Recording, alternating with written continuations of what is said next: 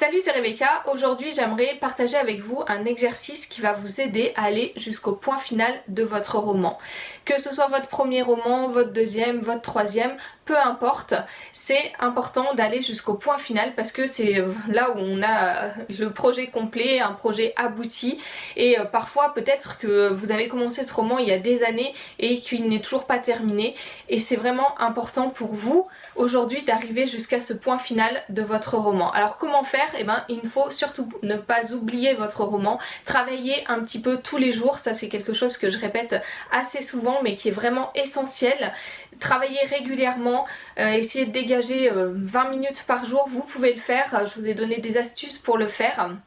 Et c'est quelque chose qui vraiment vous aidera parce que ça vous encouragera. Faire des petits pas, bah vous vous direz tiens oui j'ai réussi, hier j'ai fait ça, aujourd'hui j'ai fait ça, demain je ferai ça et petit à petit comme ça je vais arriver à mon point final. Alors que si vous essayez de faire des grands pas, vous avez beaucoup plus de chances de ne pas y arriver, d'en rater un parce que il y aura des circonstances extérieures qui feront que voilà il sera laissé de côté.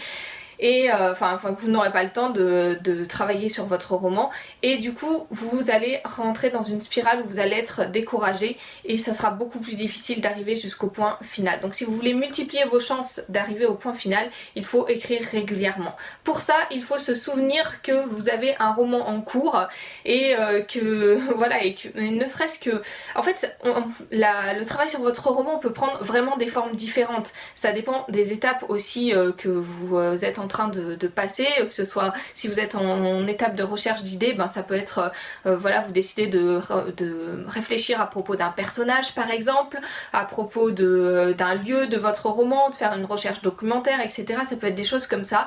Ça peut être simplement de rêver votre roman à un moment donné, ça peut être de rédiger une scène si vous êtes en phase de rédaction, ça peut être de corriger une scène. Voilà, votre travail il peut prendre des aspects vraiment différents. Ça peut être des gros blocs de boulot, ça peut être des tout petites choses qui simplement vous permettent d'avancer, ne serait-ce que 5 minutes, vous vous dites tiens je me pose, je complète une fiche personnage et vous aurez avancé pour votre roman, ça vous encouragera. Donc ça c'est vraiment important et pour ça il faut vous rappeler de votre roman un petit peu tous les jours. Et l'exercice que je vous propose de faire aujourd'hui, c'est quelque chose de tout simple mais qui va vous aider comme ça à penser à votre roman, ne serait-ce que ça va être un élément déclencheur en fait pour vous plonger dans votre histoire. Alors ça s'appelle le vision board et c'est un tableau et le principe c'est que vous allez mettre sur ce tableau des éléments qui vous rappellent votre roman.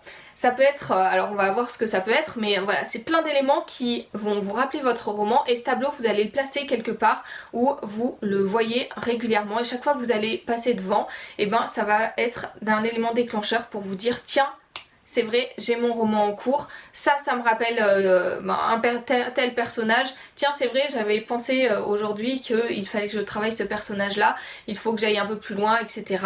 Voilà, ça va vous donner des éléments pour vous rappeler votre roman. Alors qu'est-ce que vous pouvez mettre sur ce tableau? Vous pouvez mettre tout, n'importe quoi, ce que vous voulez.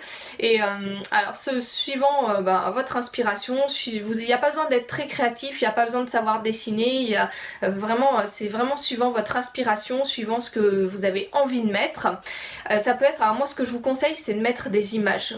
J'aime énormément mettre des images, pourquoi? Parce que c'est quelque chose de très visuel, il n'y a pas besoin de s'arrêter devant ce tableau pour les regarder, pour que les images sautent aux yeux et tout de suite on plonge à l'intérieur de son roman. Alors des images qui vous rappellent votre roman, même si c'est pas exactement, imaginons que vous créez un monde, vous aurez peut-être pas les images exactes de ce monde là, mais en tout cas vous pouvez trouver des images qui se rapprochent de votre monde, de votre contexte et qui vous rappellent votre roman. Ça peut être des citations qui vous inspirent pour écrire, alors là on s'éloigne un petit peu de votre roman lui-même, mais en tout cas c'est des choses qui vous inspirent pour écrire. Ça peut être les noms des personnages principaux de votre roman, ça peut être la page de couverture de votre roman, ça peut être carrément des extraits de votre roman, ça peut être aussi l'objectif que vous vous êtes donné pour votre travail d'écriture.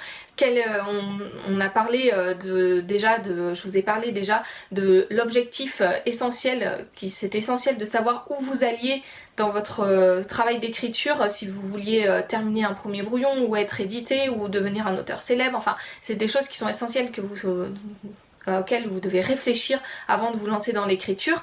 Et vous pouvez aussi mettre cette petite phrase, ce petit objectif d'écriture que vous avez sur votre tableau.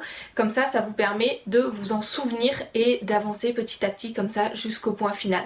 Donc des images, des dessins, ça peut être aussi des croquis, des schémas, des plans aussi de certains lieux de votre roman, des choses que, voilà, imaginons que votre roman se passe tout dans une ville, donc ça peut être le plan de cette ville qui est aussi sur votre vision board. Et voilà, ce que vous voulez, en tout cas des choses qui vous inspirent et qui vous rappellent votre roman, qui permettent que quand vous passez devant, vous plongez dans ce contexte-là et vous vous rappelez, vous dites tiens oui, j'ai envie de travailler sur ce roman-là. Alors où placer ce tableau? Vous pouvez le mettre là où vous écrivez, si vous avez un endroit précis, un bureau, voilà, un endroit simplement où vous vous posez pour écrire. Ça peut être au-dessus de cet endroit-là, à côté, enfin bon, en tout cas quelque chose, un endroit où vous pouvez l'avoir facilement sous les yeux. Ça peut agrémenter comme ça votre lieu d'écriture. Si vous n'avez pas de lieu précis pour écrire, ou si ce lieu est un peu trop retiré et que voilà, vous pouvez complètement oublier d'y aller dans la journée, mettez-le à un endroit où vous êtes sûr de passer régulièrement, comme ça il joue son rôle tout simplement, ce tableau, de vous rappeler votre roman. Si vous le cachez dans un coin, ça ne sert à rien, donc il faut qu'il soit dans un endroit où vous passez régulièrement.